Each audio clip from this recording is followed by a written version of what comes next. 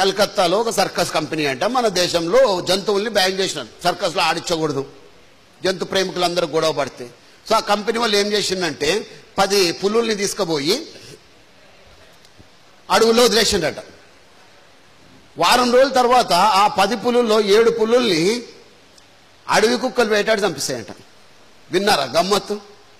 పులుల్ని ఎవరు వేటాడినారు? అడవి కుక్కలు. పులులు అంత ఈజీగా ఎట్లా చచ్చిపోయినా చెప్పండి? Because they belong to circus. వాళ్ళ పెంపకం సర్కస్ లో జరిగింది. వాడికి రెడీమేడ్ ఫుడ్ తినడం అలవాటు అయిపోయింది. వేట అన్న న్యాచురల్ స్వభావాన్ని ఆ పులులు మర్చిపోయినాయి. అవి పసిగట్టిన అడవి కుక్కలు వీక్ అయినా సరే అవన్నీ కలిసి కట్టుగా దాని మీద దాడి చేసి చంపేయడం జరిగింది. ఇదెందుకు చెప్తున్నా అంటే మిత్రులారా, చాలా మంది తల్లిదండ్రులు, ఎందుకంటే ఈ వీడియో యూట్యూబ్లో పోతుంది కాబట్టి చెప్తా ఉన్నా, ప్రపంచవ్యాప్తంగా యూట్యూబ్లో ఇవన్నీ చూస్తారు తల్లిదండ్రులు కాబట్టి చెప్తా ఉన్నా, సర్కస్ పులుల లెక్క మీ పిల్లల్ని పెంచకండి దయచేసి. వాళ్ళకు ఒక హిమ్మత్ అన్నది ఇవ్వాలి. చాలా మంది తల్లిదండ్రులు చెప్తున్న పొరపాటు, ముద్దుగా పెంచు, ముద్దుగా, నా బిడ్డకు ఏమవ్వదు, బండిలో కార్లో దింపుతాడు వాడు బుడ్డోడు, వాని కారు ఎందుకు చెప్పండి.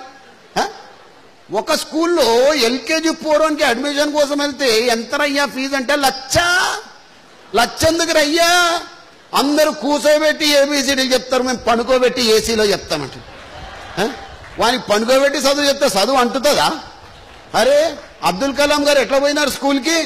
పెద్దోళ్ళు ఎట్లా పోయినారు స్కూల్కి? నడుచుకుంటా, చెప్పులు లేకుండా, శివుడి ముక్కుతో, చిరిగిన నిక్కర్లతో వెళ్ళినాం. పెద్దోళ్ళు కాలేదా వాళ్ళు? ప్రపంచంలోనే ప్రముఖులు కాలేదా వాళ్ళు? వీరికి చిన్నప్పటి నుంచి సుకుమారంగా పెంచితే పెద్దగా అయితే వానికి చిన్న కష్టం వస్తే వాడేం బతుకుతాడని? ఆ జీవితాన్ని బతకలేడు. అరే స్ట్రాంగ్గా తయారు చేయాలి.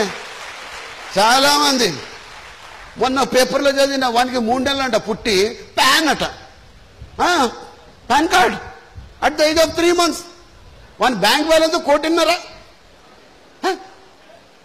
తల్లిదండ్రులు మర్చిపోతారా? ఇన్ని కోట్లు వేసినా నా బిడ్డ పేరు మీద, అన్ని కోట్లు వేసినా. కోట్లు కాదు మా, మంచిదే వేసుకో, కానీ వానికి జీవితాన్ని ఎలా ఎదురీదాలో కూడా నేర్పించాలి. Yes my dear friend,